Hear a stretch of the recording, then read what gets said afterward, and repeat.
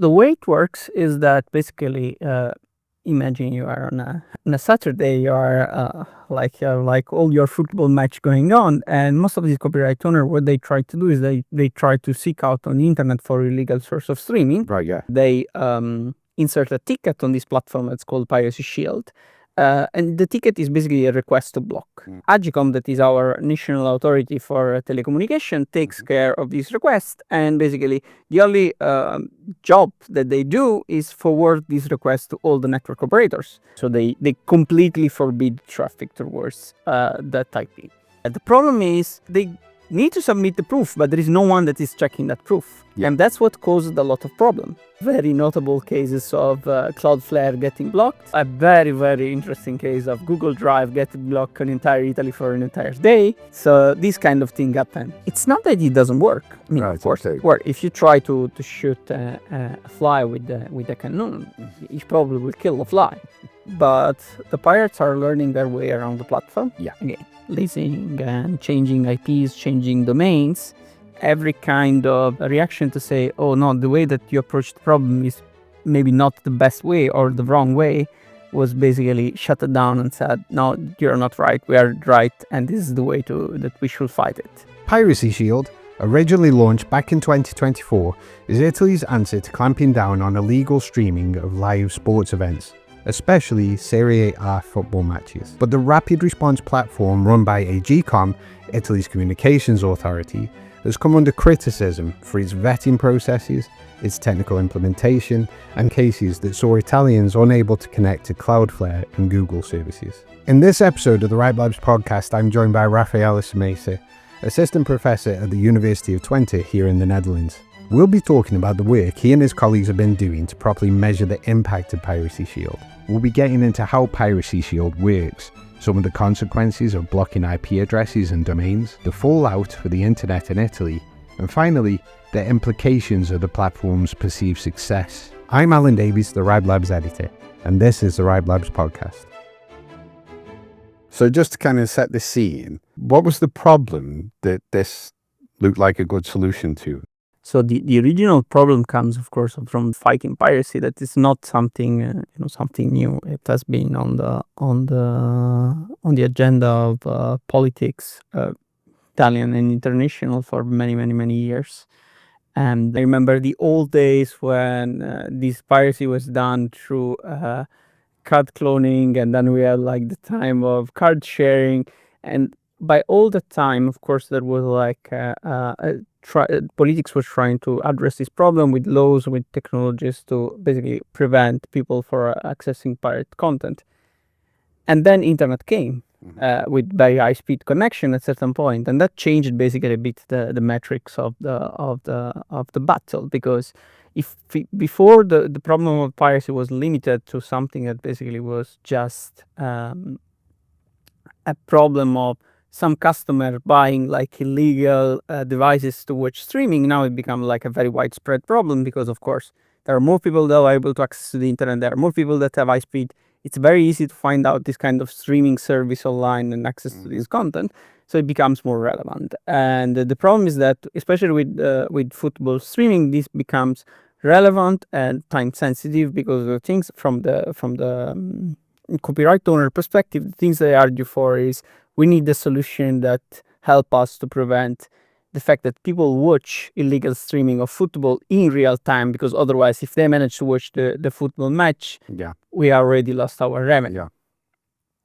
So what came was that they started to approach this in a different legislative way, and previous framework, of course, and this is the framework that's widely adopted in most of the country of the world, is that you go to a judge, you request the blocking of a resource that may be like a domain name, a server, or an IP address, and you try to take down that service. The problem is that they argue that this was too slow. Yeah, okay. And so in that context, this law was born, and the way that Piracy Shield basically was created. So they argue this mechanism is too slow, we need a different mechanism. And then they come out with this idea that's basically we need to have the right of blocking content on the internet in near real time. So that's basically more or less the idea. And the law, the way that this idea was implemented in Italy was that there was a law in 2023 that was anonymously voted by both Chamber and Senate. There was no dissident to the law. This says something about the fact that how something that is presented on the fact that it's a good principle then end up with a bad implementation. Basically, what happened was that there was this law that allowed the copyright owners to fill in ticket requests to block an IP address, so a resource or domain name in near real time in all Italy, and all the telecom operators should implement basically this block in Italy. Yeah. Of course, there are a lot of problems. I mean, the reason why we did this study was trying to investigate these problems because every kind of reaction to this law, every kind of a reaction to say, oh no, the way that you approach the problem is maybe not the best way or the wrong way, was basically shut it down and said, no, you're not right, we are right, and this is the way that we should fight it. So hang on, just take me through that. I mean, like, how does that process go? How do they get alerted to the fact that that a new site is streaming their content? The way it works is that basically, imagine you are on a Saturday, you are like all your football match going on, and most of these copyright owners, what they try to do is they try to seek out on the internet for illegal source of streaming. Right, yeah. Or, for example, they know that, for example, there are some sources that are particularly available in producing streaming content, and they compile a sort of list of website or IP address or infrastructure in general and is streaming illegal content. So it's streaming illegal football match. And the way it works is that they insert a ticket on this platform that's called Piracy Shield. And the ticket is basically a request to block a resource. Can of course is not a single resource. They usually ask for more than tens of 20s IP address or FTDN at a time, and they attach to this request what they think is the proof that the website is streaming an illegal content. So, for example, they attach a screenshot to the request. Right. Because if in the future a problem arises, they can say, oh no, we checked, and this was the forensic proof that basically the website was streaming illegal content. Now, the requests get sent in basically in the platform, and Agicom, that is our national authority for telecommunication, takes care of these requests, and basically the only job that they do is forward these requests to all the network operators.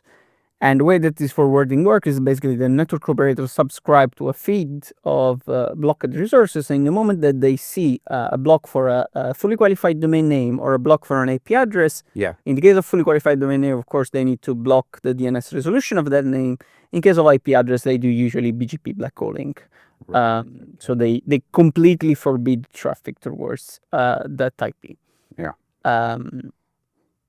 So this is more or less the idea. The problem is of all these ideas is that if in the past you had the mechanism where you had to go to a judge, prove with the forensic proof again that you were right and you want to block this resource because this resource was having like malicious intent in providing illegal streaming, the judge was examining your request and saying, okay, yes, you're right, you are indeed, this platform is streaming illegal content, hence I granted the authority to block this website or this IP.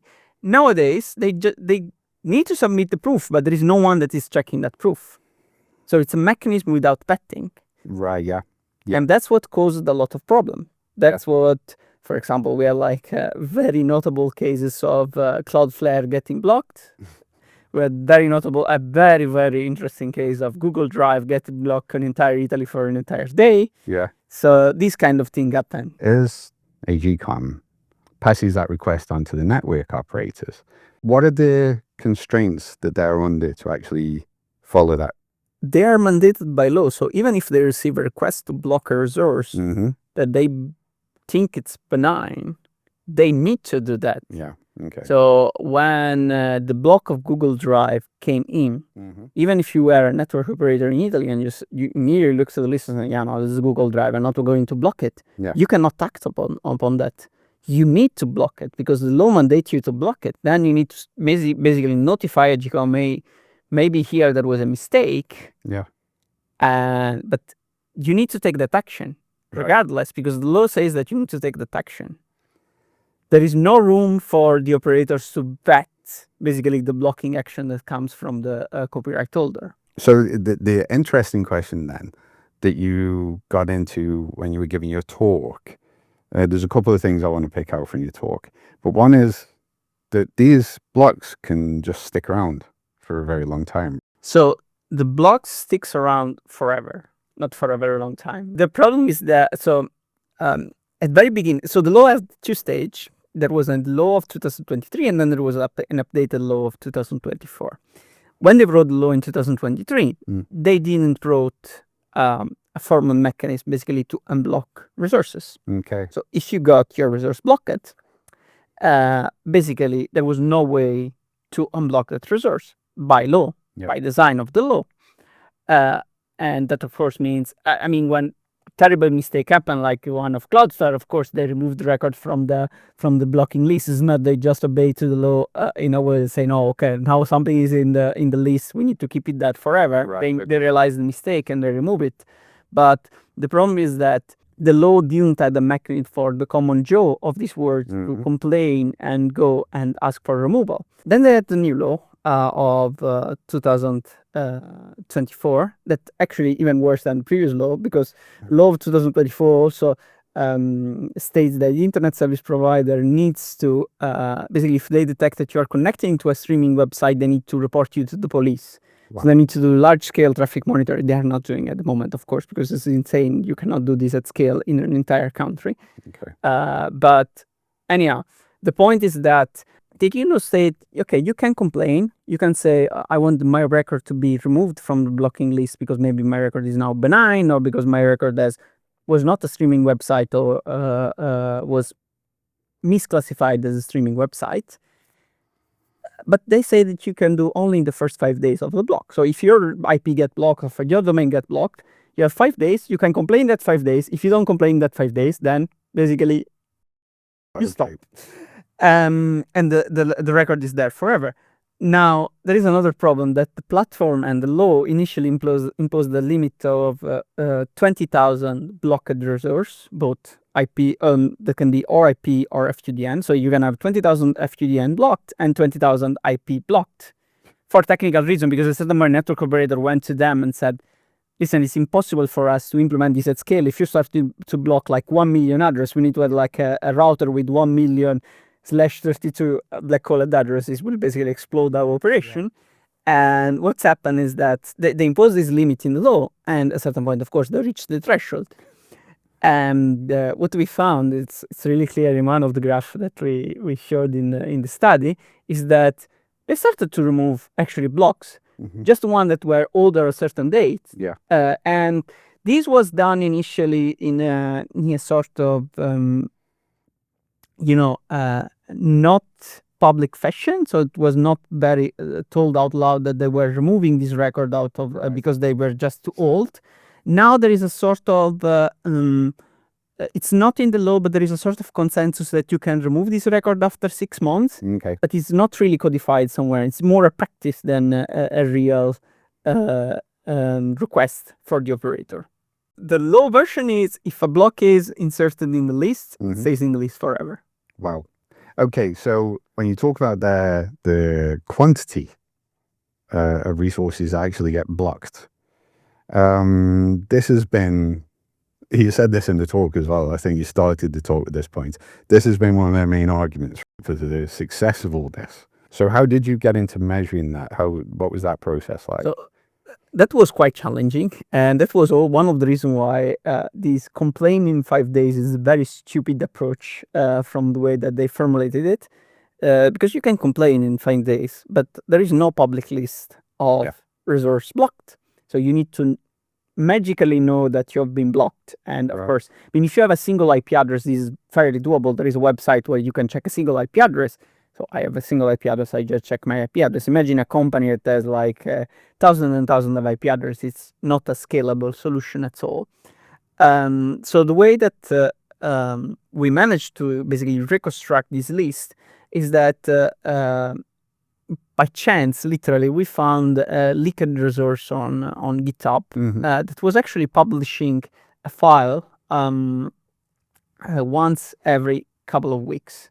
And this file basically had the list of IP address and the list of FQDN.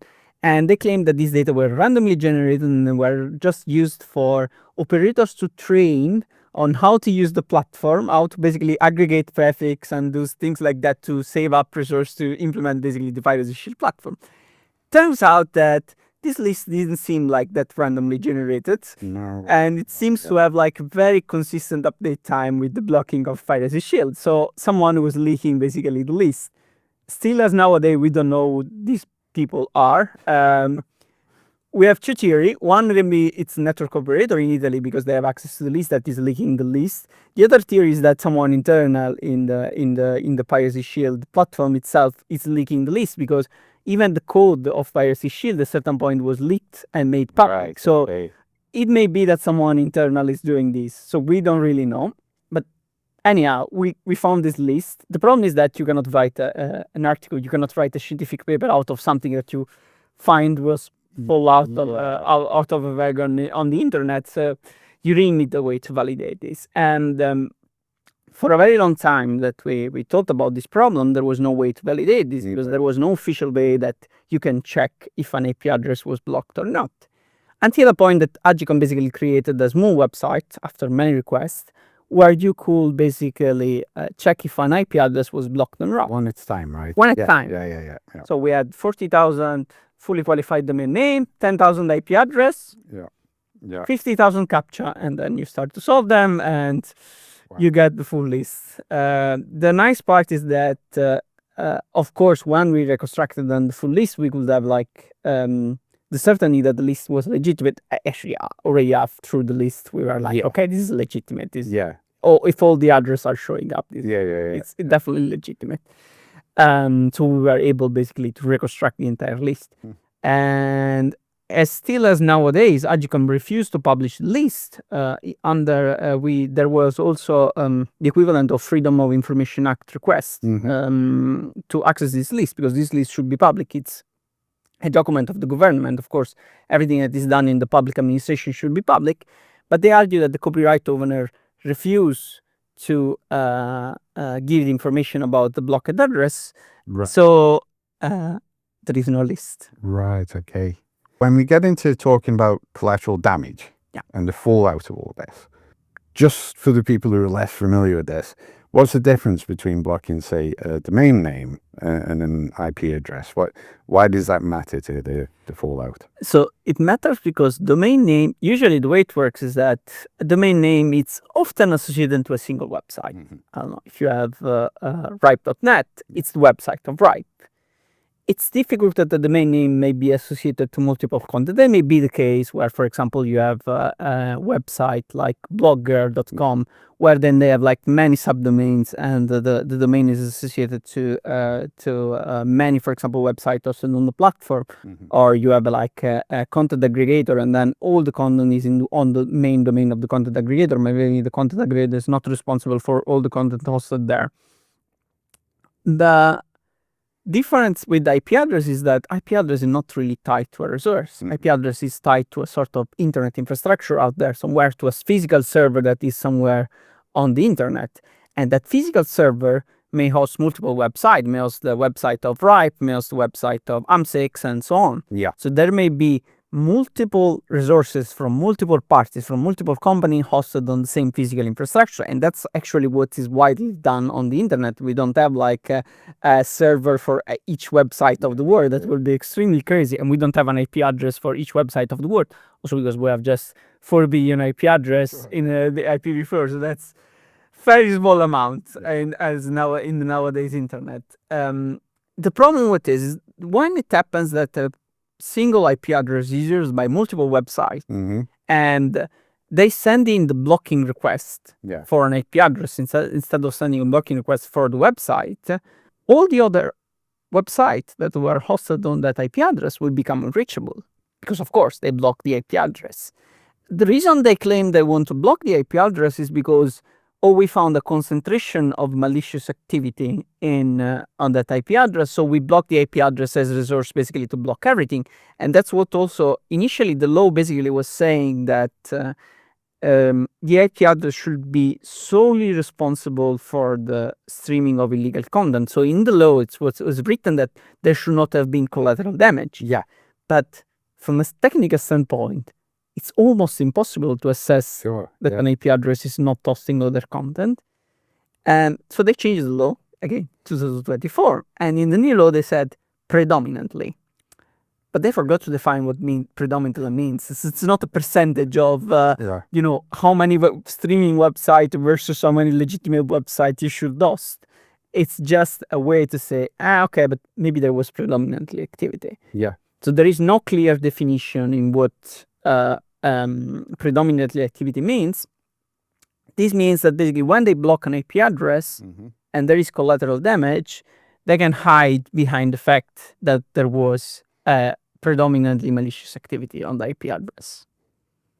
Okay. And then I suppose the other problem there is that, as you're saying before, if the block stays with that IP address, when that IP address gets used somewhere else, then exactly this carries over, right? And especially in the internet that we see nowadays, IP addresses are a very fluid resource. Yeah. They get continuously reassigned. You go to a cloud provider and you get a virtual machine, you use it for a month and then you get rid of it because you are trying your new business idea, you're trying your new infrastructure whatsoever.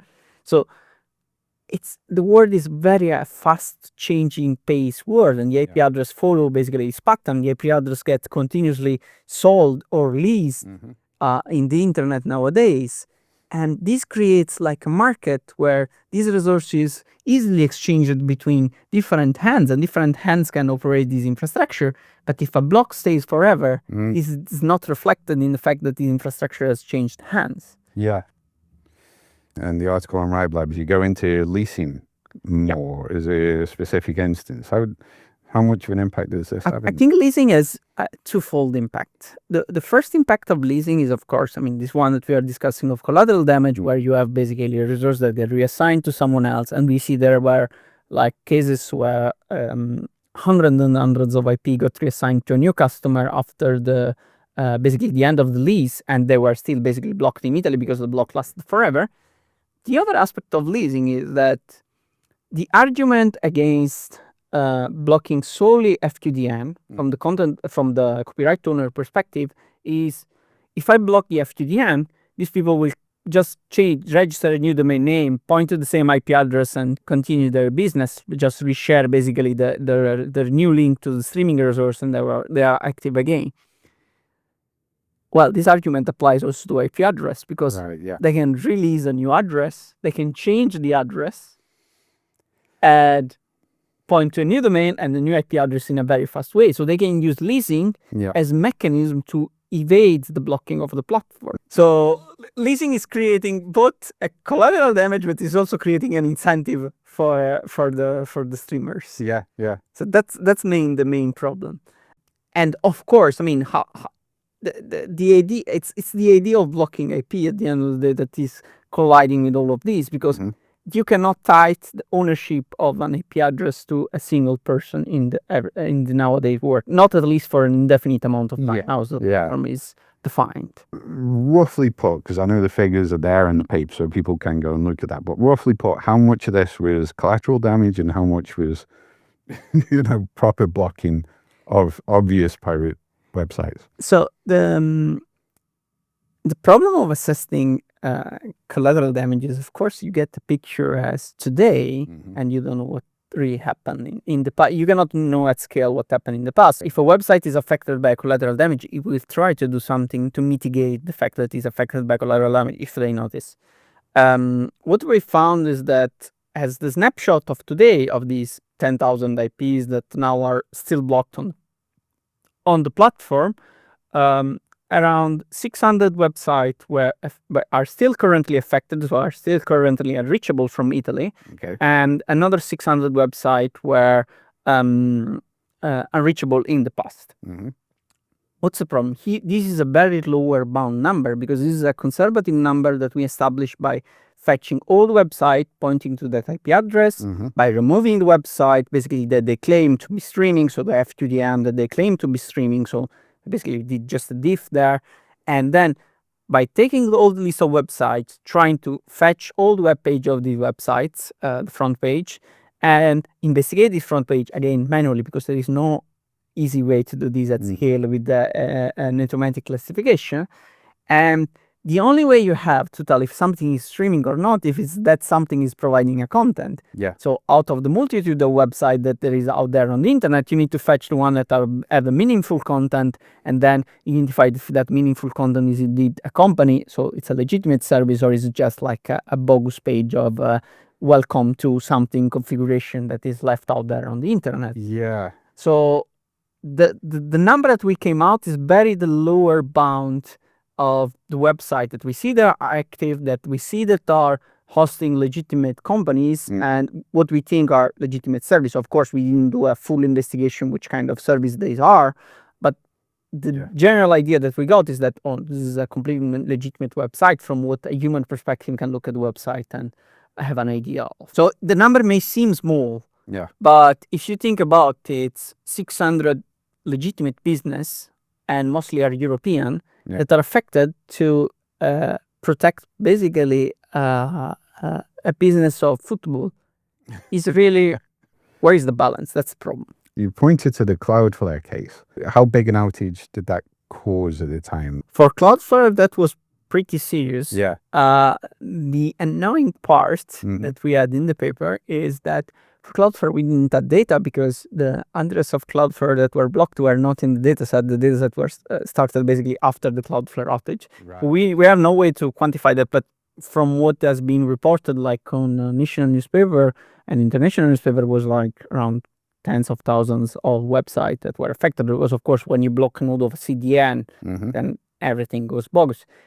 For Google Drive, the impact was pretty serious. Yeah. Because of course, there is a problem. Google Drive was a blocking of a domain name.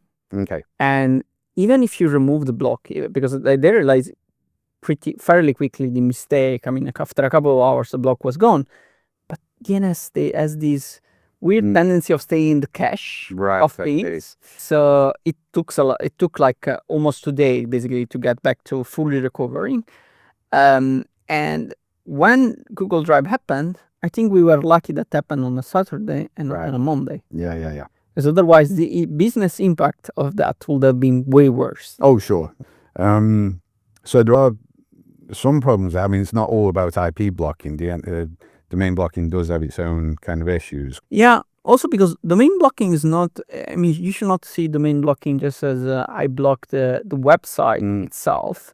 What may happen is that domain blocking, you end up blocking a fully qualified domain name that belongs to a CDN, or fully qualified domain name that belongs to a name server address, for example.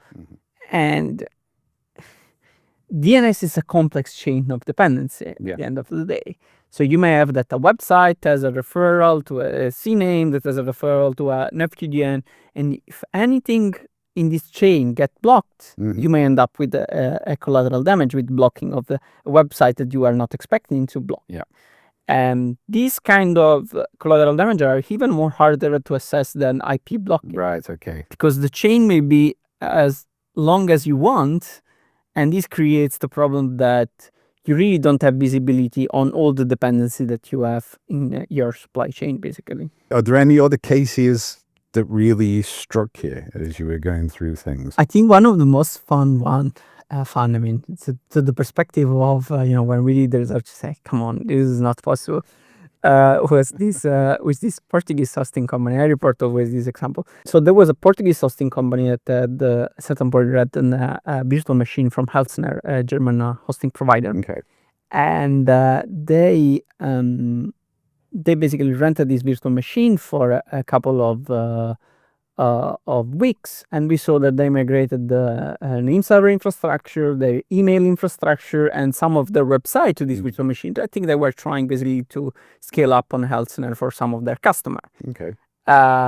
And after a while, we saw that they stopped using that virtual machine and they started to use something else. And we looked it up, and basically what we found was that the IP address of this virtual machine was in the block of Piracy Shield. Yeah. And it was, of course, in the block of Piracy Shield before this event. This event happened in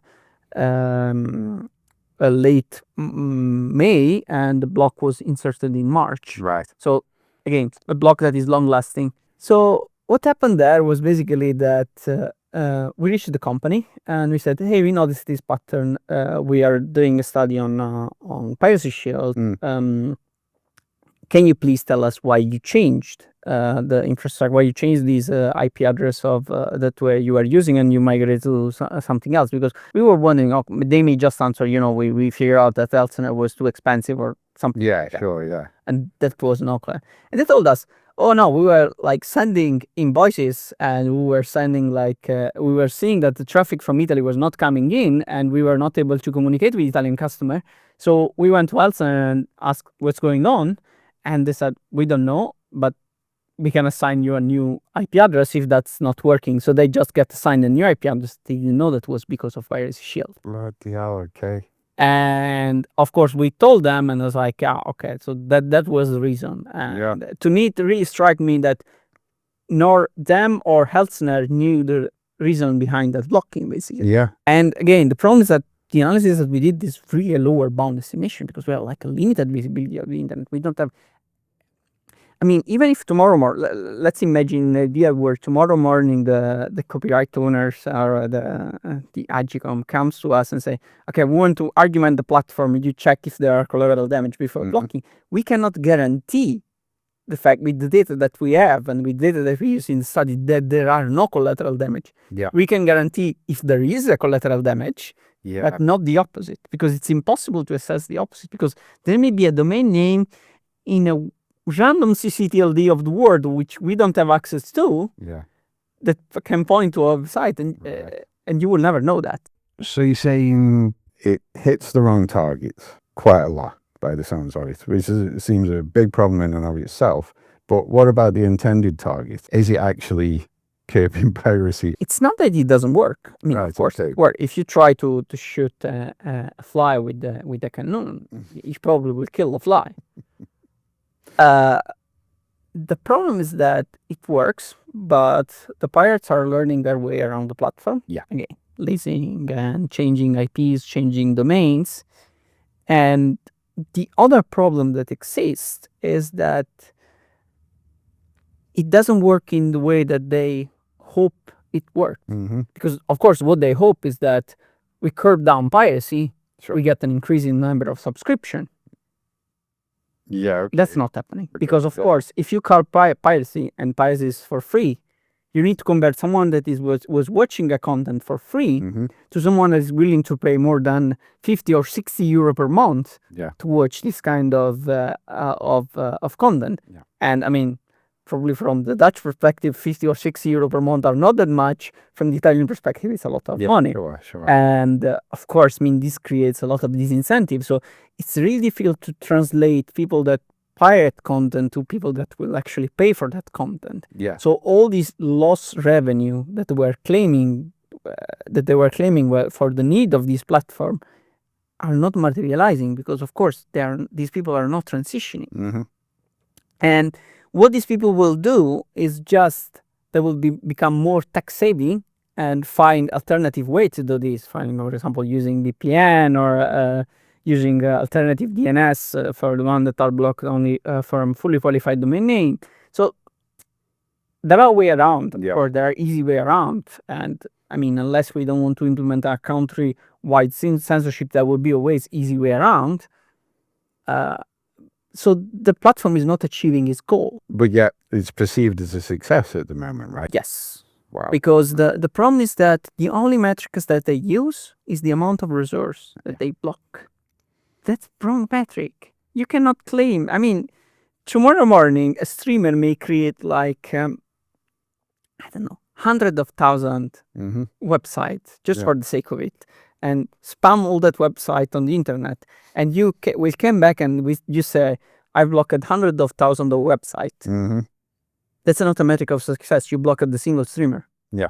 There is no correlation between the amount of resource blocked and the amount of piracy that you stop, the amount of pirates that you manage basically to take down. I think it will be a more effective metric if they really follow up on the kind of block that they make. If you identify that an IP address, and if you look to the list of IP addresses, there are companies that are prominent up to the top of this list. Because of course, piracy has certain characteristics, okay? You want to, at the end of the day, you want to deliver a good quality of experience to your, if they are paid customer, because of course there is paid piracy and there is free piracy. If they are paid customer, you want to deliver a very good quality of experience to your customer. Sometimes they even have like a service that you can call if you have problem and so on. And if it's a free piracy still, you want, maybe you have advertisement maybe on the piracy website, they need to make some money out of it. They don't know, they will not do out of the goodwill and for the free of the internet. So basically you want to deliver a good quality of experience to the user, so you can have you will return on that website. And these two requirement basically means that if you want to have a good quality of experience, you want to have basically a bare-bone infrastructure, because you don't want to rely on shared infrastructure and they have hard to identify peak load, for example, when someone else is operating on the same infrastructure. And you want to have a good network connectivity. And the other problem is, of course, latency, because people that are passionate about football don't want to hear the neighbor screaming and then watch the goal 2 minutes later. So you need to have a very good latency. And this means that you need to deliver the content within the border of the European Union. And if you look to the list of providers, if you look to the top list where they are hosted, where they all of these services are operated, which companies, you will find most of them are in Europe. So instead of trying to catch the number of resource blocked, it would be more interesting in terms of effectiveness, trying to catch how many of them you manage physically to take down, how many of them you manage physically to persecute in a legal pathway where you cause a damage to these kind of people performing streaming. Because changing an IP address or registering a new domain name, it will cost the streamer what? 2-3 euro. And probably for an IP address, 10 euros, in order of 10 years, it will not be that expensive for them. The economical damage to the streamers that the platform is causing is not that big. It's just causing inconvenience. It's just annoying for the streamer that they need basically to give the new address to the customer. They need to communicate this. They need to do all these kind of things. But it's not such a huge economical impact. If you manage to take down their server infrastructure, if you manage to track down where their operations are, that has way more larger economical impact. Does actually preventing it involve more of a opening up conversation with these people and saying, actually, we can show you how to do it better? The problem is that doing better is, one possible way of doing better is requires investment. And this investment cannot be made by the government, needs to be made by the content provider. Let me give you an example, a real life example. Imagine you have your front door at home that is completely open, and you continuously try to call the police because say, oh, there are people entering in my house. Of course, police will come if you call them, but that's not a good solution. The good solution would be investing in a door for your house. And that's what the content provider are not doing, because one of the problems, for example, that exists is that many of these stream. So for some content providers, some of the stream are leaked directly from their CDN. So not even with a legitimate account to basically fetch the resource. For some of them, they have these pirates has this huge room with tons and tons of receivers, and they encode stream and to a different to an IPTV stream basically, and they just stream on the internet. But But this technological solution can be addressed by the fact that, for example, you protect better your CDN and you avoid basically these leaks. And if you have a single streamer that is actually restreaming the content, or even if you have multiple streamers, one thing that you can do is that you can do watermarking of your video content. This requires investment. Again, it doesn't come for free. It may be superseded by the fact that at a certain point they will start to merge different video together to avoid the problem of watermarking, but at least you are making their life harder. I mean, the problem is, if you make the life of the pirate harder, if they need to invest more resources, it will be not so cheap for them to run these pirate services. If it will not be so cheap for them to run these pirate services, they will basically start to slowly stop, because or they need to ask more money for the customer, and then at the end of the day, the price will be at the same level, or they need to end up with the solution where they cannot really operate on the market because they want to make a profit. So the investment that they put in the protection basically of their content will reflect on the investment that the pirates need to make to pirate the content, and this will basically defeat a bit the piracy. But it does become a little bit of an arms war at that point, right? With each side. Sure, I mean, there is no permanent solution. Because it will be there will be always a way. But at least you raise the bar. The current solution, try to raise the bar without asking the content provider to make any investment, the copyright owner to make any investment, because at the end of the day, the platform was created, they just got an access. The only investment that they have to make is putting someone in charge, basically, when there is a football match, of looking around for legal streaming website and notify that on the platform. That was the only, it's more a time investment than an infrastructure investment. If you really want to implement this kind of technique, you need more an economical investment. I guess part of the motivation for going out there and talking about this and writing the paper is that, if this kind of thing is perceived as a success, it's just going to pave the way for more of this.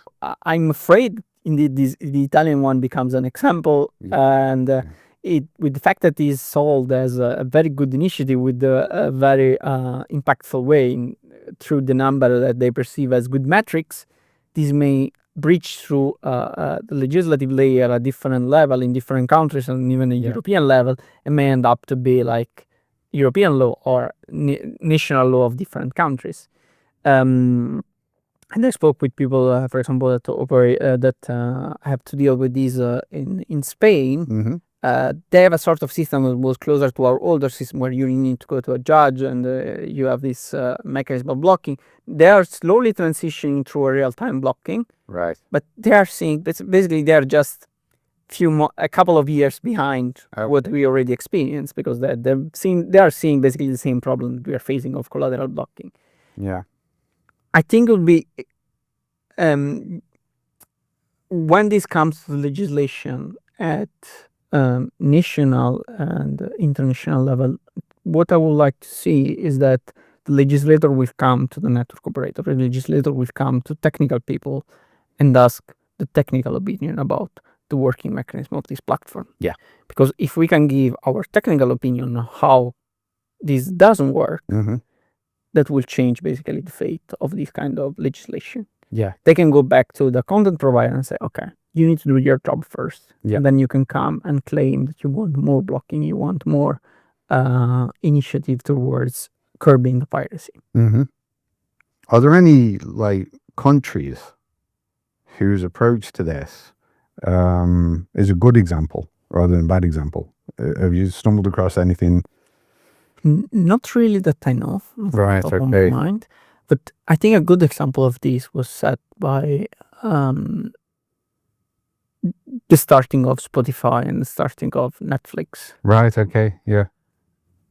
A good way to curb piracy at the end of the day is that you lower the price and you make the market more accessible.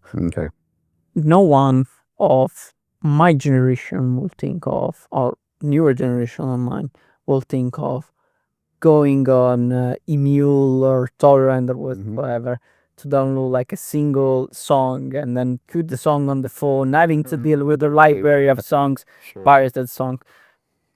We just pay like €7 whatever to Spotify, and we are done with it. We have all the music that we want on our tap, or Apple Music, or whatever, YouTube Music, whatever kind of service that provides you this kind of streaming service for music. Why? Because the price is so, and it's so in the affordable range of something. If I love music, it's in the affordable range of me of enjoying the hobby of listening music. That at the end of the day, I will not look after for piracy. It becomes too complicated. Why I need to do that? I mean, it takes more time, and my time has a value. Yeah. So lowering the price is definitely one way forward to curb the piracy. The other problem that exists is we need to ask ourselves to which extent this entire ecosystem that is behind these football rights is a sustainable ecosystem. Okay. Because the other argument that has been made is they cannot lower the price because the price of the rights for football are already too high. And for example, in Italy, we have the problem that there is a tender for the rights for the television rights of football, but the tender is basically a base price. Yeah. And base price is quite high already at starting, because of course they need to cover all the fixed cost of operating the national football team. Then there is a lot of cost involved in the process. But to me, if a market is not profitable, at a certain point the market needs to regulate by himself, and not having like to be subsidized or highly subsidized by the fact that someone is willing to chip money into that, and then the government needs to protect that kind of market. Also because at the end of the day, football is a sport, and it needs to be seen as the social value of the sport, and not as a machine that produces. It's purely as a machine that produces money. That's my general idea on the topic. The problem is that, I mean, they're trying also to expand this kind of platform to different kind of content. I mean, they are talking of expanding into movies and TV series and stuff like that. But this also creates inequality in access to the blocking mechanism. Because if you are like a large provider, if you are like Netflix, or if you are like Sky or so on, you may have an easier way to get an account on this platform on Piracy Shield and be able to notify illegal content. If you are a really small production, it's the bar to access even the fact that I want to protect my copyright intellectual property and my copyright, it becomes increasingly different. So you create inequality also in the way that the market is protected. Okay. Where does the research go next? Are there other avenues that you're still looking to delve into, or do you feel that this is a closed project now? So we stopped looking new collateral damage for the simple reason that it needs to be manually verified. And it takes forever. I mean, we did once, and we did because we want to really do the study, but doing this at scale continuously, it really takes like a lot of time. What we are doing is basically we are following now the impact of this research. We talked with several people, we both in the politics and in the technical community, and we are trying to push forward the argument that of course this platform is not working and is creating damages. The things also we are trying to we are aiming for is that if at a certain point Agicom will decide to release the list of blocks, it's the first thing that we are aiming for, because I mean, if they release the list of blocks, can mean not just us to do this work, can be many other people on the internet that can try and do this kind of work, so they can be like a continuous betting of this blocking. If Agicom release the list of block, we won't for sure try to do another run of the analysis and see effectively what changed after a year now of the baby of the blocks. And again, we hope to inspire discussion. We are open to discussion with the network operators, with copyright owners, to see if there is a better way. So if you had to say in one line to Agicom what you're trying to get across to them, it's stop breaking the internet. Okay. I think that's the main message. Okay. Great. Or actually, stop leaking the internet version 4. Yeah, we were nearly at the end there, but then you said version 4. I don't know if you want to say a little bit about V6. Yeah, no, just the funny part is that the platform actually support IPv6, Right. but they never blocked any IPv6 resources. Okay.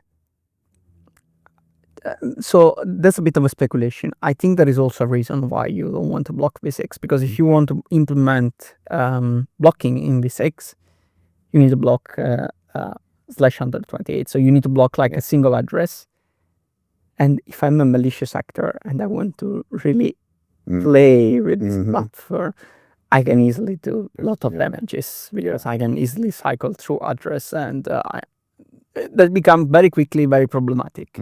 Good. I think we'll end on that note of stop breaking the internet. Thank you very much. Thanks a lot. For coming in. That's our episode. Thanks once again to Raffaele for coming and shedding some light on Piracy Shield. As always, you can find notes and sources down below. I really hope you enjoyed this one, so do leave us a like if you did, and we'll see you next time on the Ripe Labs podcast.